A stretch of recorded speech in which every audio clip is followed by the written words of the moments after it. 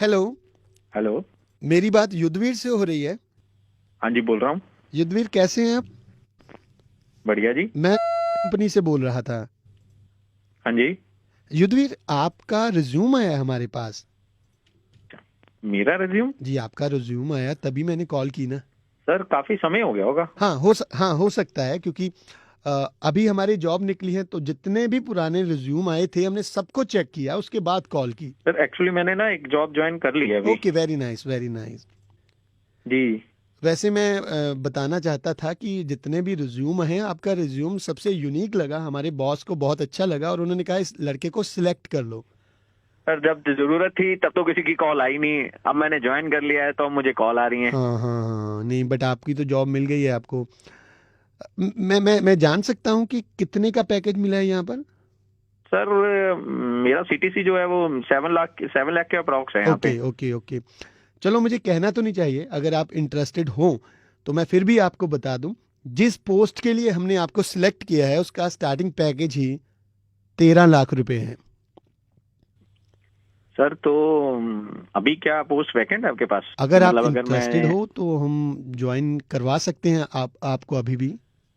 Sir 7 lakh से 13 लाख सीधा double हो रहा है पैकेज, तो कौन इंटरेस्टेड नहीं आप होगा। चंडीगढ़ में अपने घर में रहते हैं? नहीं सर, किराए पे रहता हूँ। किराए पे है? जी जी। तो पहली बात तो ये है कि आपको दिल्ली जाना पड़ेगा।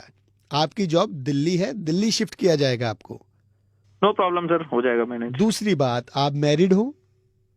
जी सर, 2 बच्चे हैं मेरे। अच्छा, 2 बच्चे हैं, वेरी नाइस वेरी नाइस। तो पहली बात कि आपको दिल्ली में रहना पड़ेगा।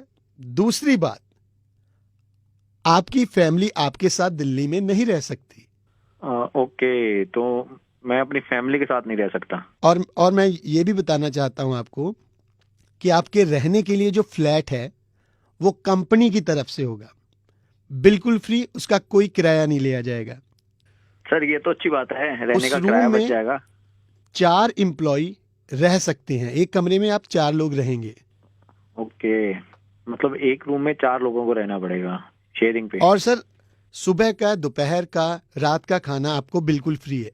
सर बस वो फैमिली वाला एक मेरे को लग रहा है इशू, बाकी तो कोई दिक्कत नहीं, नहीं है। अगर आप पूरा मूड बनाते हो तो फिर मैं एग्रीमेंट, जो फुल और फाइनल एग्रीमेंट होगा, आपको सेंड करूंगा। सर आप देख लो कुछ अप्रोच करके, क्योंकि देखो वाइफ है, 2 छोटे बच्चे हैं, तो वो अलग रहेंगे, मैं रहेंगे, अलग रहूंगा, तो प्लीज कुछ हो सकता है सर, एक बार नहीं कर लो सर, आप ऐसा नहीं हो कंफर्म। सकता, ऐसा नहीं हो सकता। हमारी 5-6 चीजें तो पक्की है कि जिस सिटी में एम्प्लॉय है उस सिटी में एम्प्लॉय के घर वाले नहीं होंगे। खाने को आपको जिस समय जो चाहिए वो मिलेगा। अभी लास्ट बात सुनी नहीं सर आपने?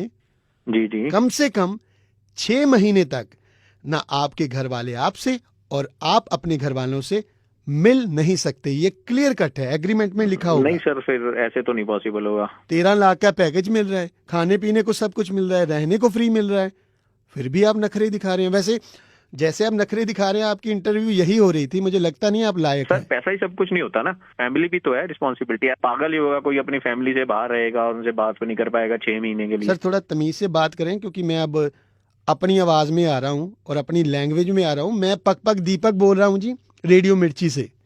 रेडियो मिर्ची से? ਇਹ ਤੇ ਵੈਸੇ ਹੀ ਕਾਲ ਕੀਤੀ ਸੀ, ਤੁਹਾਡੇ ਜਜ਼ਬਾਤ ਮੈਨੂੰ ਪਤਾ ਲੱਗੇ ਸੀਗੇ ਕਿ ਖਾਣ ਨੂੰ ਫ੍ਰੀ ਮਿਲ ਰਿਹਾ ਹੈ, ਸਾਰੀਆਂ ਫੈਸਿਲਿਟੀਆਂ ਮਿਲ ਰਹੀਆਂ ਹੈ।